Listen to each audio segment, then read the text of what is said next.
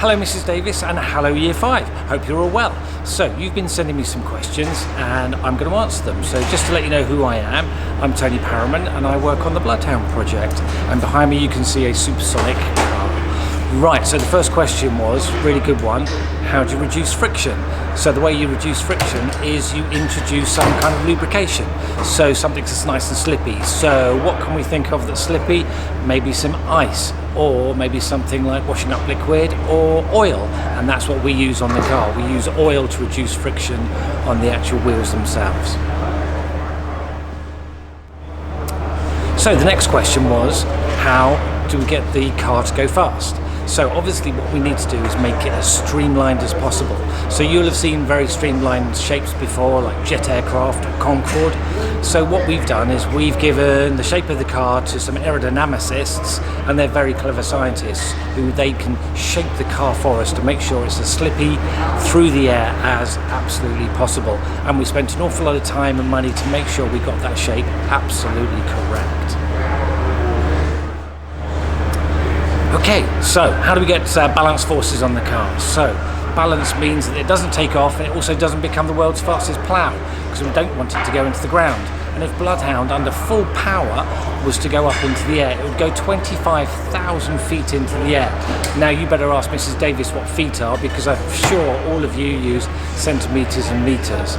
So how do we make sure we do that? Well, refer to my earlier question about aerodynamics, and that's what we do. We use the aerodynamics of the car to make sure it doesn't go up and it doesn't go down, and it goes straight along the desert, staying on the ground.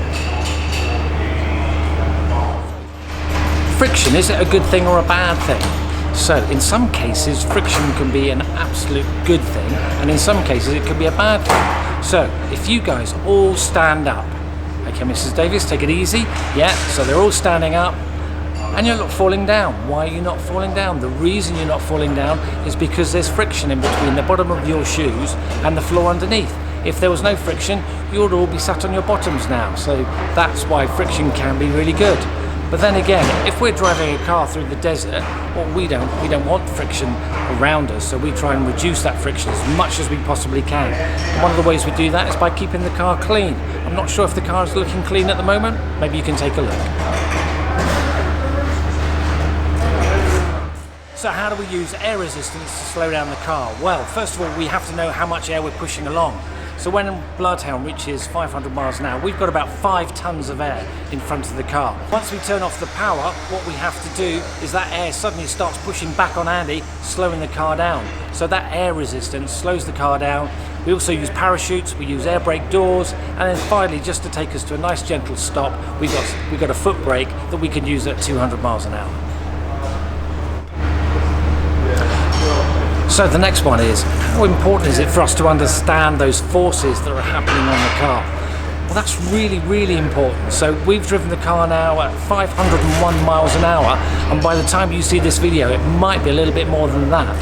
So how is it that it's important for us to know, though, the forces are acting on it? Well, if we get to the point where we're driving the car and we don't understand that, that becomes unsafe, and so therefore we shouldn't be driving the car anymore. So we have experts who are looking at all the data that's coming off the car, all the forces that are pushing down on the axles at the front and the axles at the back of the car, to make sure they're safe, that it's not too light and it's not too heavy when it's going along, and so therefore we know it's nice and safe. And so far, fingers crossed, everything is exactly as we have predicted it. So tickety boo, we're going to go faster maybe tomorrow.